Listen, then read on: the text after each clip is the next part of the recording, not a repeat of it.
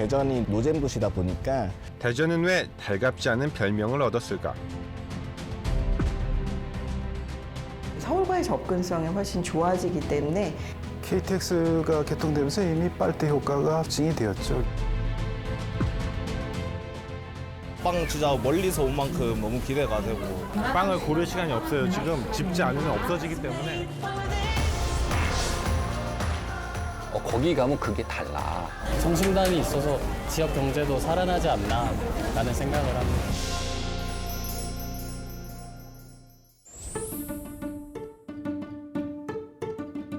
MZ세대들은 대전을 노잼 도시라고 부릅니다. 영어 노와 재미의 합성어, 즉 재미가 없는 도시 대전이란 뜻입니다.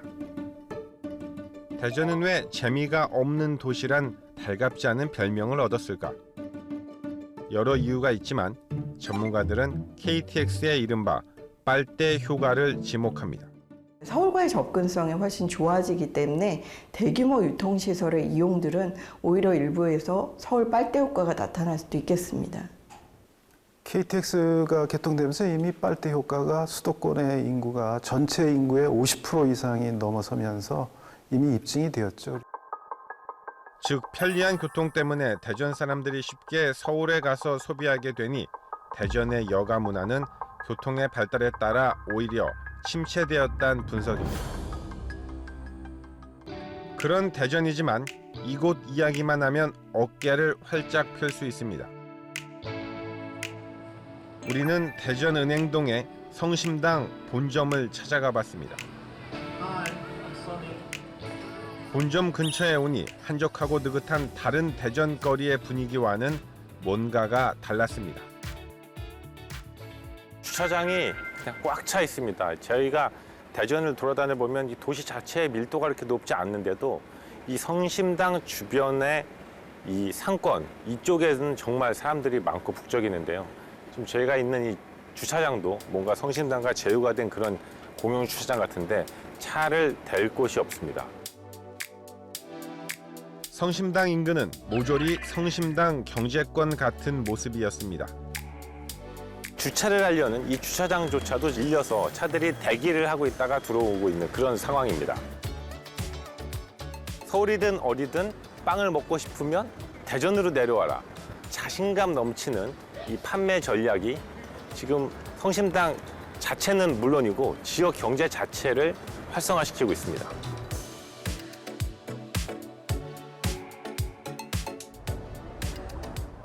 이 성심당이 있는 거리 주변에는 조금 과장하면 모든 사람들이 이 성심당 쇼핑백 하나씩은 들고 다닌다고 해도 과언이 아닐 정도로 정말 이 빵집이 지역 상권에 미치는 영향력이 어마어마하다는 걸 느낄 수 있습니다.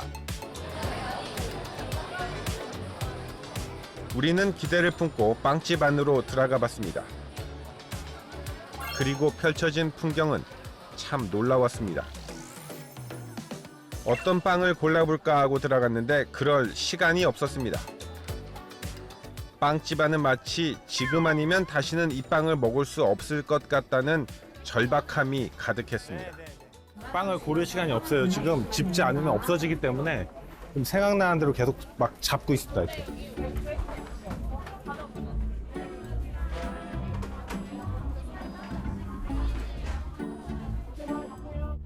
전국에서 성심당으로 빵을 사러 온 사람들. 빵 진짜 멀리서 온 만큼 너무 기대가 되고 맛있었으면 좋겠습니다.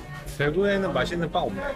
대구에도 있긴 한데 그래도 아무래도 대전 성심당이 빵의 그거다 보니까 성심당은 대전에서만 팔기 때문에 고객층이 그야말로 전국구입니다. 대전에 오면 들려야 하는 상징적인 공간이 됐기 때문입니다. 성심당은 단순한 빵집이 아닙니다. 2023년 매출액은 1천억 원을 넘어섰고 2023년 영업이익 기준으로 성심당은 대기업 브랜드를 모두 제쳤습니다. 성심당의 이런 실적이 눈에 띄는 건 대전에서만 빵을 파는 철저한 로컬 기업이기 때문입니다. 성심당은 가업 승계의 장점을 10분 활용, 즉 고향을 떠나지 않았기에 성공했고 대형 유통업체나 수도권 백화점의 입점 제한도 모두 거절했습니다. 성심당이 워낙 싸고 유명하고 맛도 좋다고 해가지고 성심당은 그냥 빵집이 아니라 대전을 대표하는 하나의 문화가 된 것 같습니다. 지방 소멸로 무너지는 지역 경제에 성심당은 묵직한 울림을 주고 있습니다. 모든 로컬들이 서울을 따라하기 급급한 가운데 보여준 성심당의 로컬 브랜드 전략. 예를 들어 여기를 갔는데 서울하고 똑같아. 그럼 어디를 가겠냐는 거야. 똑같은데.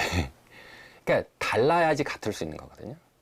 거기 가면 그게 달라. 그러면 거기 갈 용인이 생기는데 점점 그냥 똑같이 만들려고 그래요. 그러면 굳이 거기로 왜 가요? 성심당은 1956년 대전에서 찐빵집으로 개업했습니다. 이후 대전 시민들이 1인당 30개를 먹은 꼴이라는 공전의 히트작 튀소 기네스로 유명해졌습니다. 그 흔한 광고조차 하지 않았지만 대전 사람들은 대전에서만 영업을 하는 성심당의 충성 고객이 됐습니다.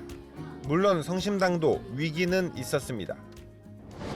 2000년대 들어 매출이 급감했고 2005년엔 큰 불이 발생해 부도 직전까지 갔습니다. 하지만 역경을 딛고 일어서는 성심당에 대전 시민들은 화끈하게 응답했습니다. 성심당이 대전에서만 빵을 팔고 있는데 그걸 어떻게 생각해요? 그래서 이제 대전에 사람들이 더 올 수 있지 않나. 그래서 좋은 것 같기는 해요. 성심당이 있어서 더 잘 이렇게 지역 경제도 살아나지 않나 라는 생각을 합니다. 빵집을 넘어 지역의 문화가 된 성심당. 지역사회 나눔과 봉사를 실천하고 합리적인 노사관계를 맺고 있는 것도 지역민들에게 지지를 받는 이유입니다. 여기 성심당 튀김 소보로가 있어서 먹어보려고 했더니 빵 모양의 굿즈였습니다. 그리고 여기는 열쇠고리도 있고요. 이제 이 정도면은 성심당은 단순한 빵집이 아니고 대전의 그냥 문화 그 자체다 이런 생각이 듭니다. 로컬 푸드는 보통 원조를 강조하는 전략을 씁니다. 그 지역에서만 먹을 수 있다는 이야기입니다. 마산 아구찜, 제주 흑돼지, 포항 과메기, 영덕 대게 같은 게 그것인데 대전은 그냥 성심당입니다. 원산지가 아닌 지역의 빵집 하나가 대전의 로컬 푸드를 상징하게 된 겁니다. 이 지역을 떠나서는 절대 팔지 않겠다는 어떻게 보면 로컬 브랜드 특화 전략이 이 빵집 자체는 물론이고 어떻게 보면 지방 소멸기에 대전을 지키는데 좀 일조하고 있다. 동네 빵집 하나가 도시를 바꾸는 현상을 우리는 어떻게 바라봐야 할까? 전국에서 빵 맛을 보기 위해 대전으로 몰려오고 또 대전에 몰려오다 보니 지역을 둘러보니까 지역 상권이 활성화되고 이러한 선순환 구조가 성심당이 지역사회에 끼치는 어떤 선한 영향력이다 이렇게 볼 수 있습니다. 대전이 사랑한 빵집 성심당은 노점상에서 교황의 식탁까지 안 오른 곳이 없습니다. 미국 메이저리그 역사상 첫 서울 개막전이 펼쳐진 순간에도 하나 류현진 선수의 옛 스승에 대한 선물은 성심당 빵이었습니다. 로컬리티는 특정 지역이 다른 지역과 구별돼 차별성을 띠고 자기다움을 나타내는 것입니다. 대전 역산에 위치한 대전역점. 역사 이용객 대부분의 손엔 성심당 쇼핑백이 들려 있습니다. 성심당은 빵이 너무 많이 팔리는 바람에 매출의 17%, 즉 월 4억 원에 달하는 월세를 새로운 갱신계약에서 코레일 유통 측에 물어야 할 처지에 놓였습니다. 하지만 감사원까지 개입해 중지한 끝에 갈등의 실마리를 찾았습니다. 모두 성심당에 대한 우호적인 여론과 단단한 입지 때문입니다. 우리는 대전의 로컬리티를 살릴 수 있는 또 다른 가능성이 있는 장소로 향했습니다. 바로 대전시 동구의 서재동입니다. 이곳은 일제강점기 경부선을 부설하면서 철도 기술자들을 위한 관사촌을 지었던 곳입니다. 때문에 요즘 보기 힘든 나지막한 1층짜리 구옥으로만 이루어진 타임머신을 타고 온 듯한 동네. 내천이 동네를 따라 나지막히 흐르고 대전의 특징인 완만한 평지로 이루어져 있다는 점이 운치를 더합니다. 이 동네에서 느끼는 또 다른 점은 이 평지가 계속해서 펼쳐진다는 점인데요. 이 높낮이가 없고 오르막 내리막이 없다 보니까 이 조깅을 하거나 자전거를 타거나 굉장히 그런 편안한 느낌을 주는 그런 공간이 펼쳐져 있다. 워낙 풍경이 수려하다 보니 카페 거리가 조성돼 있었는데요.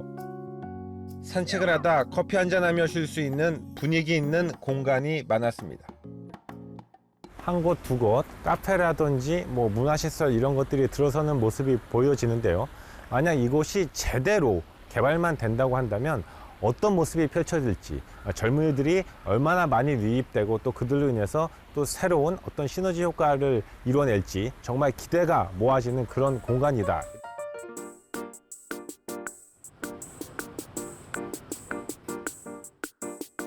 아이스 아메리카노 하나랑 바닐라 빈 라떼 디카페인으로 하나 주세요.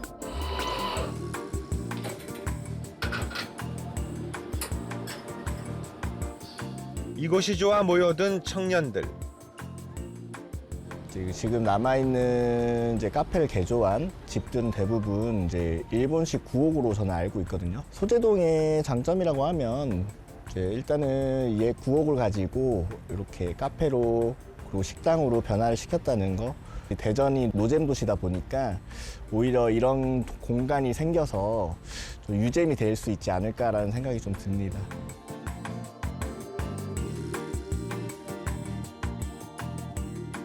마치 종로구 익선동을 보는 것 같은 옛 정취가 나지막한 대동천과 함께 흐릅니다. 수도권, 아니 전국의 네로라는 그 이른바 카페 거리 중에서도 사실 이 동네만큼 어떤 훌륭한 자연 환경을 가진 곳이 또 있을까 싶을 정도로 이곳은 정말 숨겨진 이런 풍경이 정말 너무도 멋진 그런 공간인데요.